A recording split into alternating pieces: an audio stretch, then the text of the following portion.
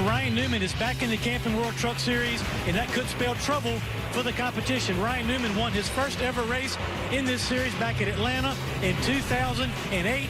He has a top 5 finish in every race he's ever run in this series. He starts 4th, and outside of Eric Jones, has more track time this weekend than any driver on the track. I talked to Joe Nemechek before the race. He said, this truck, we have thrown everything we've got at it. Brand new truck. This is our best shot to get to victory lane. Adam. And Ryan Newman, no stranger to success. You look at the numbers here when he's driving in the Camping World Truck Series. You see him drive up on that 43 car on corner exit. Behind him. And a problem in turn 2, the 51. It's Jeff Burton behind the wheel, got up into the wall in turn 2. So we can come up their road. Let them back it down, let them come around here. Let them come around and we can. 44 laps into 130 lap first stage. Have to see, it was 43 green. Rick, let's come back and see. That's a long time on those brakes. We'll see. He's already up on the wall. Perhaps melted the bead in that right front tire. Somebody just drove on the inside of Spencer, spun him out, straightened him back up. Problems with Rick Crawford as well as Bobby Labonte. DW slips through the middle of it. Another caution coming out. That's the 8th caution of the day. I think Bobby Labonte got a piece of Dennis Setzer. Here's what Bobby Labonte saw right here.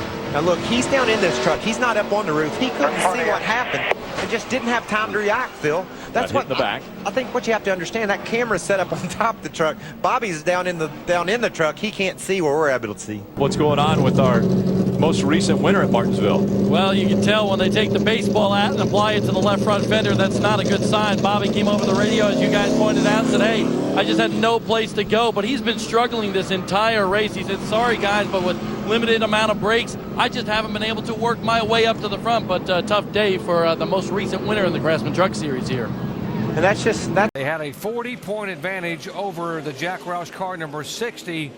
And now the 29 is rolling. Here's the 1 car of Sterling Marlin. Sterling subbing in James Finch's car for J.J. Yaley, who's been ailing with some back problem. And many of our crew did today to get here on time. That is a lot of hard work. Thank you to everybody for a long day in the rain. And the work has been outstanding, and it shows on the screen and throughout our coverage. Absolutely. Ooh, big lockup by the 77 Austin Dillon here.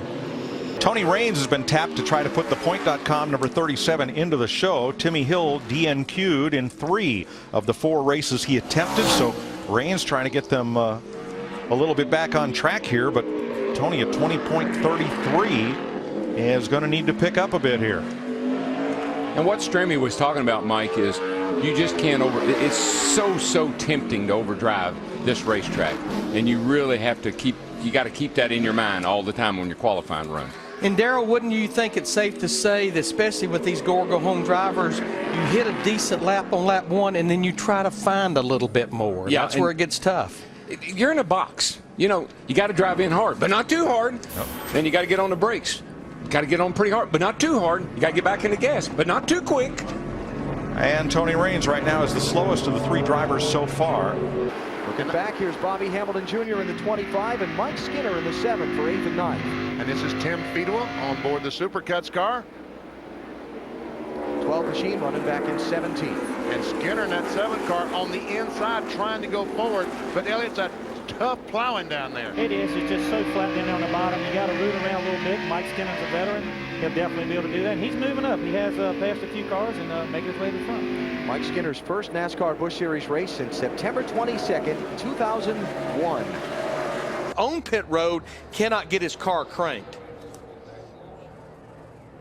NASCAR trying to get that sorted out. And I was watching out the window here, and it looked like maybe a little movement out of the 07. How about the 77 car, Benny? Jeff Fuller started back in 43rd position in a provisional starting spot. And now running the 28th position. Show you the top of the show. There have been 10 different Busch Series winners in the last 10 events here, and Jeff Fuller was one of those. Yes, he was. One in the 59 car, or the ST Motorsports car here several years ago. Dick Berger in the 91 car, driven by Stephen Light. He spent the last couple of years driving for Richard Childress Racing on a limited basis.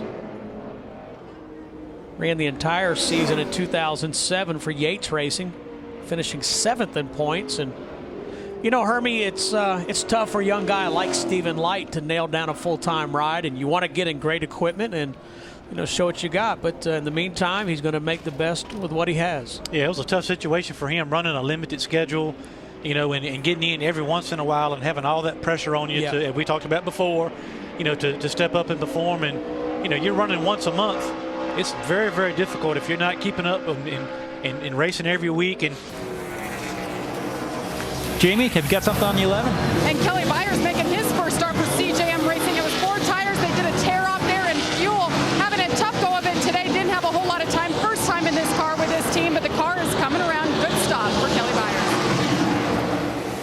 Here's the 09 car. Last week they had David Gilliland in the car. This is the James Finch owned Chevrolet. And this week it's the 09 is David Stremme, who had been in the Penske Dodge for much of the year, but Brad Keselowski getting in that car enabled Stremme to get back in this car for the finale. And this is one of the cars that has a seat open for next year, and that's what James Finch is doing. He's putting some of these guys in this seat and see what they can do. This week it's David Stremme's turn to show what he can do. What's that pressure like? Look at it right there. That's how much it is. It locks it down. Yeah, this is catastrophic for them. I know he has an opportunity to go around here and try to make another lap, but he's chewed these tires up pretty bad there. Yeah, and I think the right front may possibly already be down. Yeah, he's just trying to get all you can there, and he's up next to that wall right where that dirty place on the racetrack is, that last foot. Car just goes around on him.